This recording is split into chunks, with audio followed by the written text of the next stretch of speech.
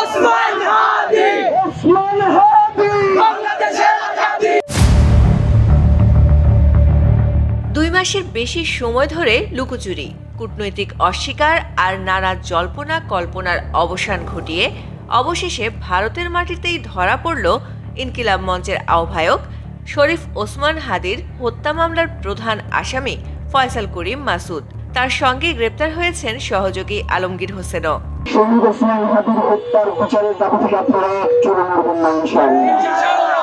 পশ্চিমবঙ্গ পুলিশের special task force STF শনিবার গভীর রাতে উত্তর 24 পরগনা জেলার বনগাঁ সীমান্ত এলাকা থেকে তাদের গ্রেপ্তার করে।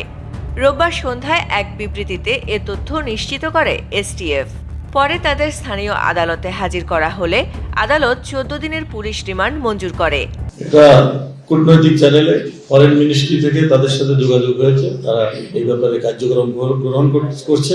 হয়তো অচিরেই ইনশাল্লাহ আমরা দেখতে পারবো তারা বাংলাদেশে আমরা আনতে সক্ষম হব।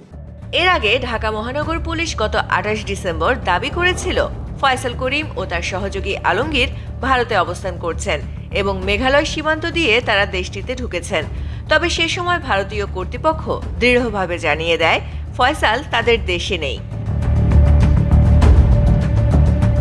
STF সূত্রে জানা যায়, গোপন ও বিশ্বাসযোগ্য তথ্যের ভিত্তিতে একটি বিশেষ দল বনগাঁ সীমান্ত এলাকায় অভিযান চালায়।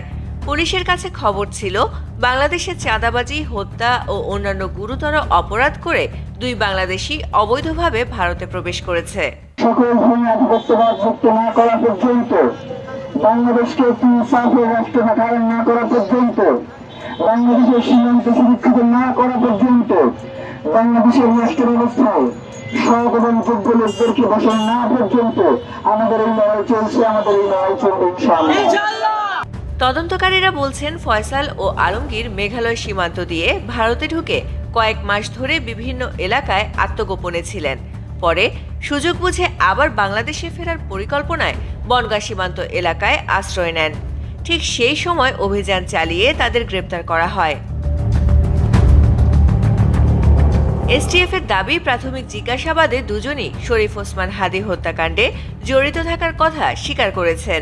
তাদের কাছ থেকে গুরুত্বপূর্ণ তথ্য পাওয়ার আশায় রিমান্ডে নিয়ে জিজ্ঞাসাবাদ চালানো হবে।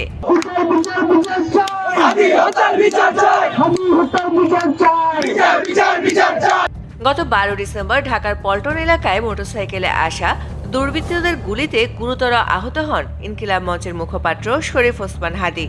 পরে উন্নত চিকিৎসার জন্য তাকে সিঙ্গাপুরে নেওয়া হলেও 18 ডিসেম্বর তিনি মারা যান। তদন্তে প্রধান আসামি ফয়সাল করিম মাসুদ ও তার সংশ্লিষ্টদের ব্যাংক হিসাবে প্রায় 127 কোটি টাকার অস্বাভাবিক লেনদেনের তথ্য পায় পুলিশ। এরপর আদালত তার ব্যাংক হিসাব জব্দ ও দেশ ত্যাগে নিষেধাজ্ঞা দেন এবং অর্থ পাচারের অভিযোগে পৃথক অনুসন্ধান শুরু করে CID।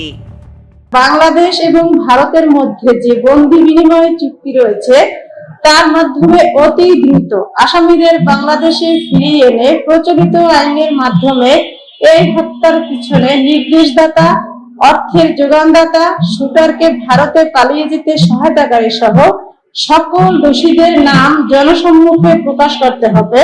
শুটার ফয়সাল করিম এবং সহযোগী আলমগীর সহ ঘটনার সাথে জড়িত পুরো চক্রকে আইনের আওতায় এনে বিচার কার্য সম্পন্ন করতে হবে। ফয়সাল ও আলমগীরের গ্রেপ্তার নতুন করে কয়েকটি প্রশ্ন সামনে এনে দিয়েছে। যখন বাংলাদেশ পুলিশ তাদের ভারতে থাকার দাবি করছিল, তখন কেন তা অস্বীকার করা হয়েছিল?